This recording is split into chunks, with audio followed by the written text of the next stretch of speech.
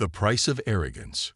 Grand Admiral Thexne stood before the massive observation window of the Meridian Alliance's Strategic Command Center, his crystalline appendages reflecting the light of distant stars. The space station's position at the heart of Alliance territory had always felt secure, untouchable. Today, that security felt like a lie.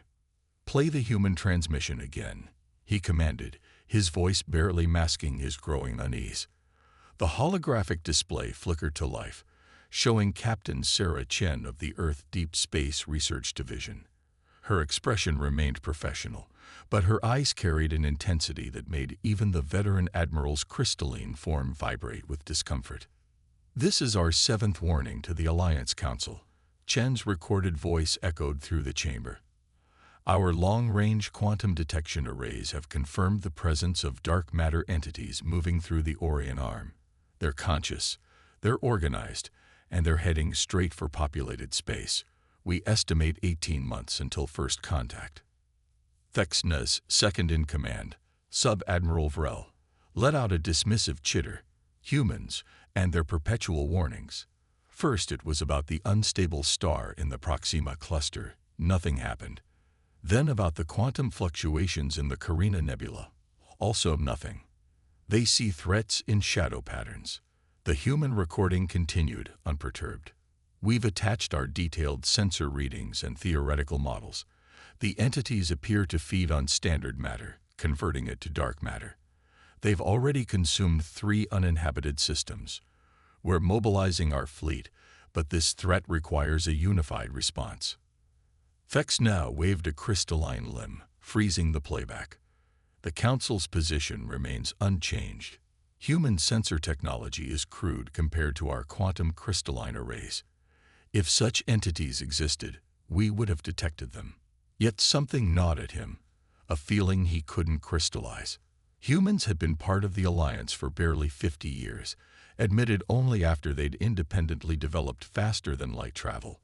They were the youngest species in the Coalition, their technology considered primitive by Alliance standards.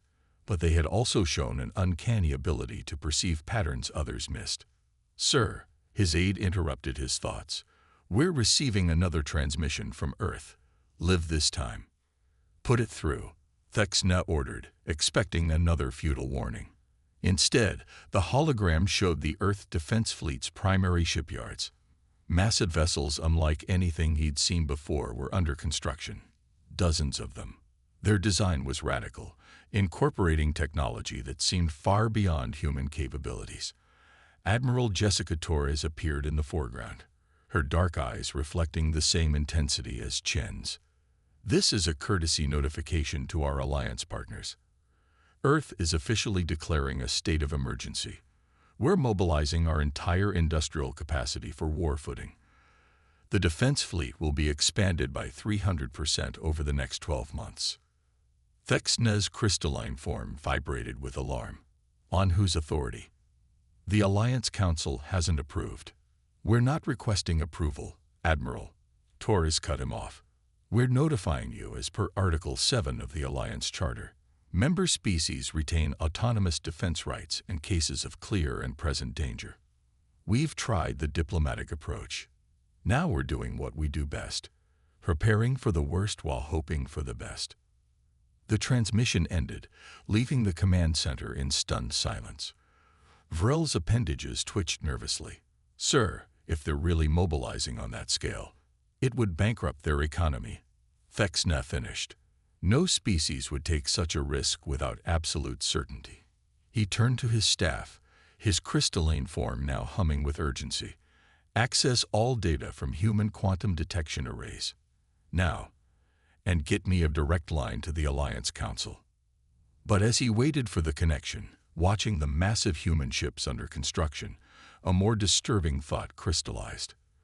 What if they'd been wrong about humanity all along? What if their apparent primitive nature was simply patience? And what would it mean for the galaxy if the humans were right about this threat? The answers would come sooner than anyone expected, and they would shake the foundations of everything the Alliance thought they knew about their youngest members. Silent preparations. The shipyards of Mars blazed with continuous activity, plasma welders illuminating the rust-red sky like artificial stars. Director Elena Volkov strode through the construction bay of Earth's newest vessel class, the Bastion, her footsteps echoing off steel and titanium. Above her, robotic arms wove quantum-hardened armor plates into place with precision that would have made the Alliance's finest engineers stare in disbelief, if they had known about it. Status report. She called out to her chief engineer, Dr. James Chen, who was scrutinizing holographic diagnostics floating in the air. The dark matter shielding is integrating perfectly with the hull, Chen replied, his fingers dancing through the projection. The Alliance would never believe we developed this technology right under their noses. They still think we're struggling with basic quantum mechanics. Elena allowed herself a grim smile. That was rather the point of our technological sandbagging, wasn't it? Let them think we're the primitive newcomers while we prepared for what's coming. The truth was, humanity had recognized the Alliance's technological arrogance for what it was the moment they'd made first contact. While the crystalline beings of the Meridian Alliance had indeed achieved impressive feats, they'd grown complacent, convinced of their own superiority. They'd stopped pushing boundaries, stopped asking, what if? Humanity had done the opposite. Director, her comm unit chimed. The quantum detection array in the Kuiper belt just picked up another dark matter surge. They're accelerating. Elena's jaw tightened. Time to arrival. 14 months now, not 18. They're learning to move faster through normal space. She turned to Chen. Speed up production. I don't care if we have to run the fabricators at 200% capacity. Get it done. Walking to the observation deck, Elena surveyed the massive construction project stretching across the Martian horizon. 50 Bastion-class vessels under construction, each capable of generating a dark matter containment field large enough to protect an entire star system. Behind them, smaller but equally advanced ships were being assembled in neat rows, the Sentinel-class frigates designed to hunt and engage the dark matter entities directly. Her tablet chimed with an incoming transmission from Alliance space. Grand Admiral Thexna's crystalline form materialized in miniature. Director Volkov, his tone carried poorly concealed condescension. The Alliance Council is concerned about reports of unusual activity in your system. Perhaps you could explain why your industrial output has tripled in the past 3 months. Elena kept her face neutral, a skill humanity had perfected in their dealings with the Alliance. Of course, Admiral. We're simply upgrading our defensive capabilities. Nothing that violates any Alliance treaties. And the unusual energy signatures our sensors have detected. Testing new power generation systems, all within permitted parameters. The crystalline being's form flickered with what Elena had learned to recognize as frustration. The Alliance would appreciate more transparency from its junior members. Just as we would appreciate the Alliance taking our warning seriously, Elena replied smoothly. Now, if you'll excuse me, I have work to attend to. After ending the transmission, Elena pulled up the latest sensor data from the quantum arrays.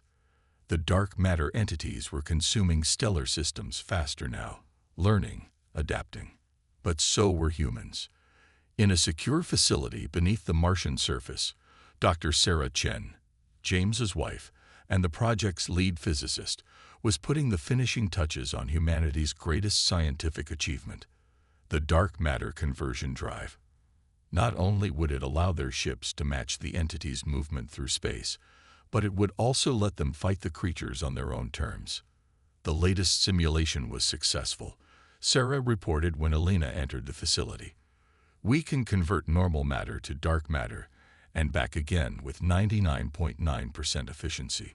The entities won't expect resistance in their own domain. Elena nodded, studying the complex equations floating in the air. And the Alliance still has no idea we've cracked dark matter manipulation. They don't even believe it's possible. Sarah smiled. Their own theories say it can't be done. They stopped trying centuries ago. That was the difference, Elena reflected. Humanity had never accepted impossible as an answer. When the universe said no, humans asked why not. When faced with limitations, they found ways around them. While the Alliance rested on its achievements, humanity had quietly surpassed them in ways they couldn't imagine. A warning klaxon shattered the moment. Elena's comm unit burst to life with urgent reports. The dark matter entities had just consumed another system, but this time it was different. This time it was inhabited. The Proxima colony. 3 million Alliance citizens, gone in minutes. They'll have to listen now, Elena murmured, but she knew better. The Alliance would debate, form committees, write reports. They would waste precious time trying to understand the threat through their existing framework of knowledge. But humanity was ready. They had spent every moment since first detecting the threat preparing for this day. As Elena issued the order to begin final weapons integration on the completed vessels, she reflected on an old human saying, "Better to have and not need, than to need and not have." The Alliance was about to learn why humanity's preparation and patience made them the most dangerous species in the galaxy. The storm breaks. The Alliance Emergency Council chamber erupted in chaos as the holographic display showed the Proxima system's final moments. 3 million lives gone. An entire star and its planets, converted to dark matter in mere minutes. Grand Admiral Thexna's crystalline form pulsed with distress frequencies as the recording ended. Impossible, someone whispered, but the evidence was irrefutable. The humans had been right. The massive doors of the chamber burst open. Admiral Jessica Torres strode in, flanked by her staff. The room fell silent. She wore no environmental suit, despite the chamber's crystalline optimized atmosphere.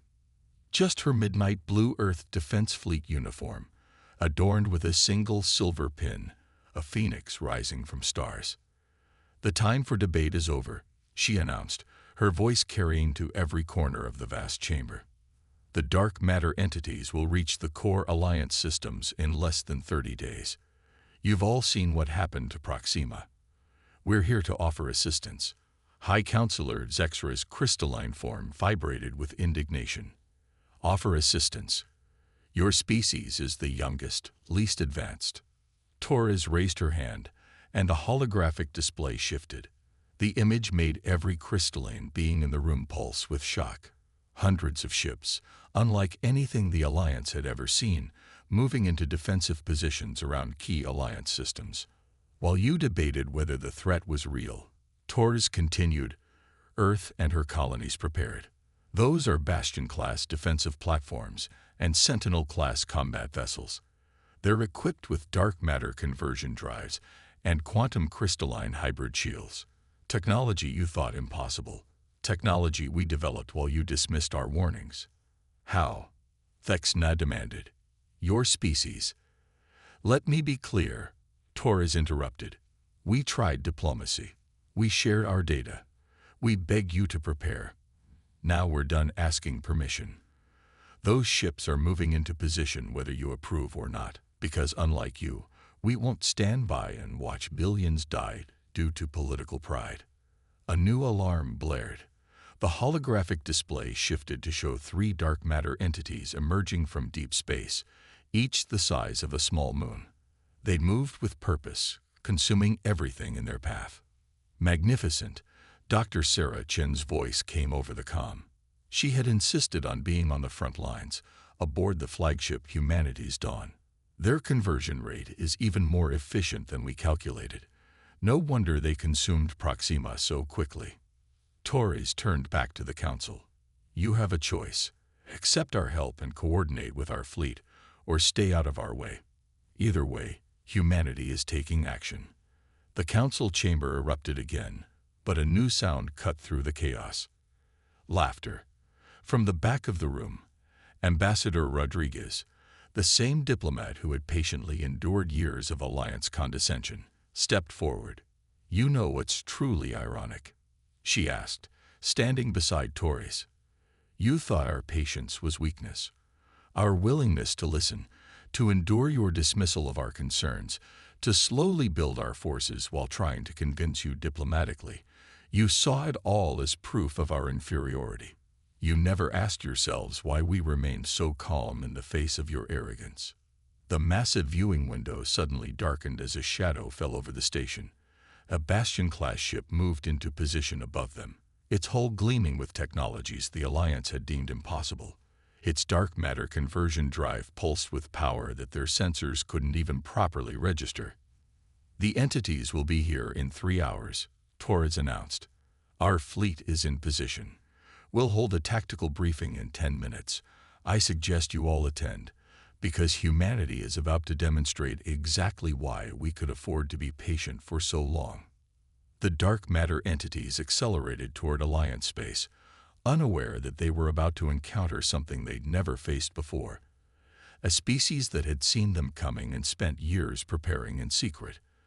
A species that had endured dismissal and condescension, while building the means to save a galaxy that had underestimated them. As the Alliance Council scrambled to comprehend the sudden shift in power dynamics, Ambassador Rodriguez smiled, not her usual diplomatic smile, but one that carried the weight of vindication.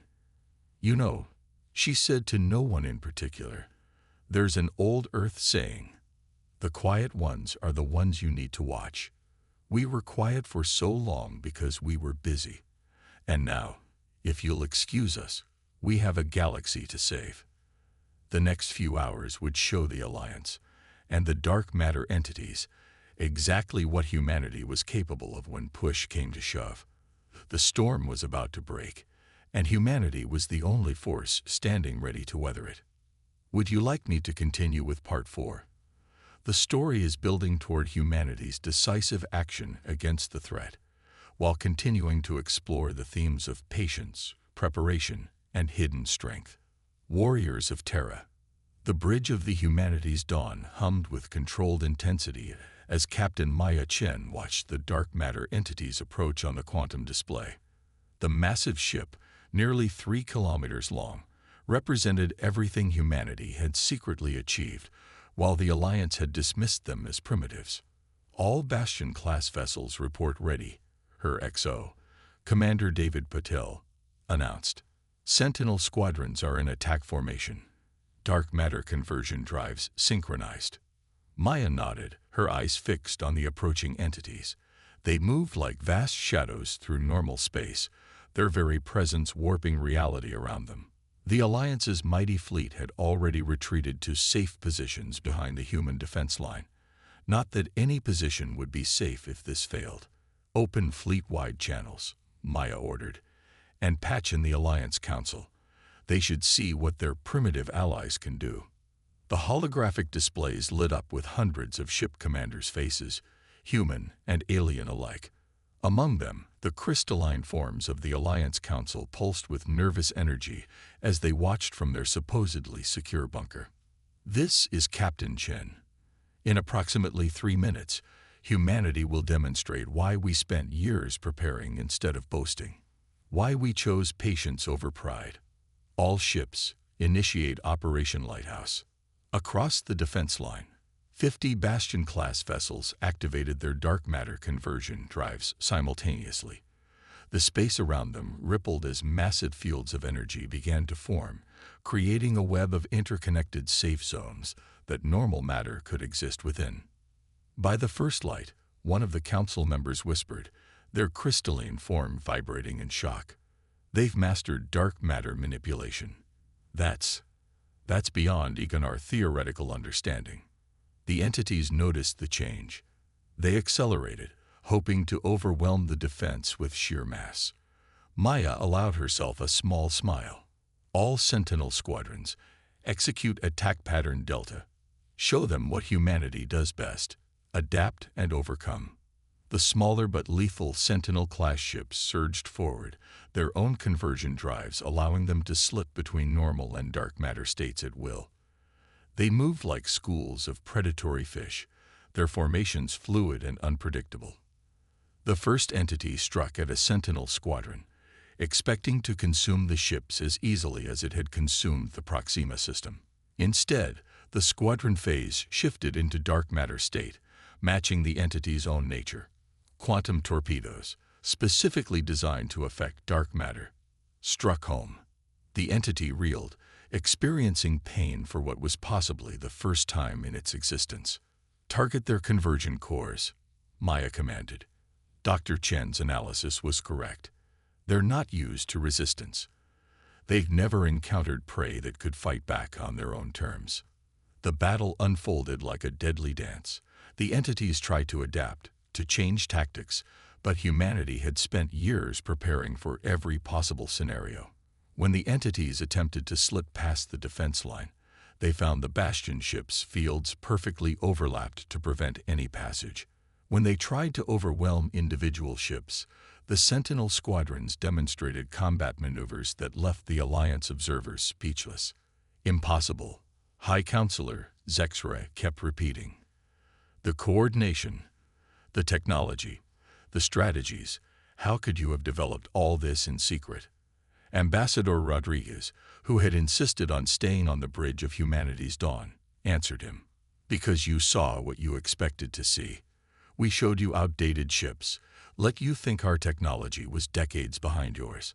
All while we built this fleet, trained these crews, and prepared for this day. A massive explosion lit up the quantum display as the first entity was destroyed, its dark matter form collapsing in on itself. The other two immediately changed tactics, trying to retreat. Not this time, Maya declared. All ships, execute endgame protocol. Don't let them escape to threaten another system. The human fleet moved with devastating precision. Bastion ships created a dark matter containment field, while Sentinel squadrons struck from multiple vectors. The entities, for the first time in their existence, found themselves trapped and outmaneuvered by what they had considered mere prey. Hours later, as the final entity collapsed into nothingness, the Alliance Council chamber was utterly silent. They had just witnessed a species they had patronized for decades demonstrate mastery over physics their own scientists had deemed impossible. Maya stood from her captain's chair, addressing the still-connected council. We could have shown you this technology years ago, could have demanded respect through force. But humanity chose a different path. We tried to warn you, to work with you, to save lives through cooperation rather than confrontation. She paused, looking at the battle damage reports. Despite humanity's overwhelming victory, the cost had been high. Several Sentinel ships had been lost with all hands. Remember this day, Maya continued, not just as the day humanity saved the Alliance, but as the day you learned that true strength lies in choosing patience when you could choose dominance. We could have left you to face this threat alone. It would have been easy to just protect Earth and her colonies. But that's not who we are. And who are you? One of the council members asked, their crystalline form pulsing with a mixture of fear and wonder. Ambassador Rodriguez answered, her voice carrying the weight of years of quiet preparation and patient endurance. We are humanity. We hope for the best, prepare for the worst, and never, ever give up on those who might one day be our friends, even when they dismiss us as primitives. The battle was over, but its implications would echo through the galaxy for generations to come. Humanity had revealed itself not just as warriors, but as protectors. They had proven that true power lies not in boasting of strength, but in choosing when and how to use it. A new understanding. 1 month after the Battle of the Dark Void, as it came to be known, the Alliance Council chamber felt fundamentally different. The crystalline beings who had once lounged in their seats with casual superiority now sat straight, their forms vibrating with newfound respect, and perhaps a touch of fear, as they watched the humans present their after-action report. Admiral Torres stood at the podium, her uniform still bearing the scorch marks from the battle. Behind her, a holographic display showed the full extent of humanity's hidden preparations. Vast shipyards carved into Mercury's core, quantum research facilities beneath Europa's ice, dark matter laboratories in the Oort cloud. For 50 years, Torres began, we watched the Alliance dismiss our warnings, mock our concerns, and treat us as primitive newcomers. You never asked yourselves why we accepted this treatment with such apparent patience. The display shifted to show the original human quantum scans that had first detected the dark matter entities years ago. While we smiled and nodded at your dismissals, we were building. While you laughed at our primitive technology, we were advancing beyond your imagining. Not out of spite, but out of necessity. High Counselor Zexra's crystalline form pulsed with uncharacteristic humility. Why didn't you simply show us these capabilities? You could have demanded respect. Dr. Sarah Chen stepped forward, her research team's findings floating around her in complex holographic patterns. Because humanity learned long ago that demanded respect isn't real respect. We try to earn it through diplomacy, through sharing our discoveries, through warning you of dangers we saw coming. When that failed, we chose to prepare in silence rather than force our way. The chamber's massive doors opened, admitting representatives from 100 Alliance worlds, worlds that would have been consumed by the dark matter entities if humanity hadn't acted. They filled the observer galleries, their varied forms all focused on the humans below. But now, Ambassador Rodriguez continued, it's time for real change. No more pretense. No more playing the primitive species. Humanity formally requests full technological integration with the Alliance, with one condition.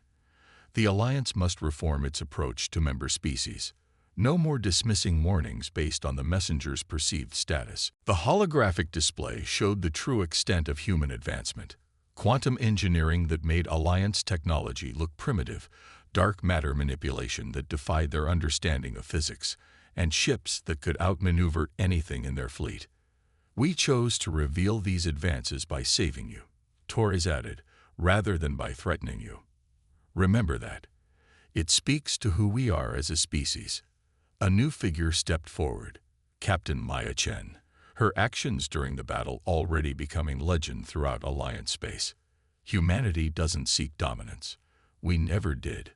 What we seek is partnership. Real partnership, based on mutual respect and cooperation. The Alliance Council chamber erupted in discussion, countless voices speaking in hundreds of languages. But underneath it all was a new understanding. Humanity's patience hadn't been submission. It had been strength. Their willingness to endure dismissal hadn't been weakness. It had been strategy. There's an old Earth saying. Rodriguez smiled, watching the chaos with satisfaction. Still waters run deep. You saw our surface patience and thought you understood us. Now you've seen our depths. The vote was unanimous. The Alliance would reform, with humanity taking a leading role in its new structure. Their technology would be shared, their warnings would be heeded, and their approach to diplomacy would become a model for future relations. As the chamber cleared, High Counselor Zexray approached the human delegation. We were wrong about your species, the crystalline being admitted. We mistook patience for weakness, preparation for submission. How do we proceed from here? Admiral Torres extended her hand in the traditional human gesture of friendship, the same way humans always proceed. Forward, together, ready for whatever comes next. Because if there's one thing you should understand about humanity now, it's this. We never stop preparing, never stop advancing, and never stop hoping for a better tomorrow. The galaxy had learned a crucial lesson, that true strength isn't always shown in displays of power, but sometimes in the patient preparation for the moment when that power is needed most. Humanity had revealed itself not as the primitive species they'd pretended to be, but as guardians who had chosen to build in silence rather than boast in ignorance. And as news of the battle spread throughout the galaxy, other species began to look at humans differently, not with condescension or dismissal, but with a new understanding.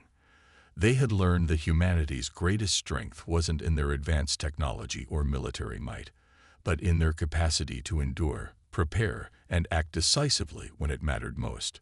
The age of dismissing humanity was over. The age of understanding had begun. And somewhere in the vast darkness between the stars, humanity's sensors continued their vigilant watch. Because they knew that, in the end, it wasn't the power you showed that mattered most. It was the power you held in reserve, and the wisdom to know when to use it. The galaxy would never be the same, and perhaps, just perhaps, that was exactly what it needed.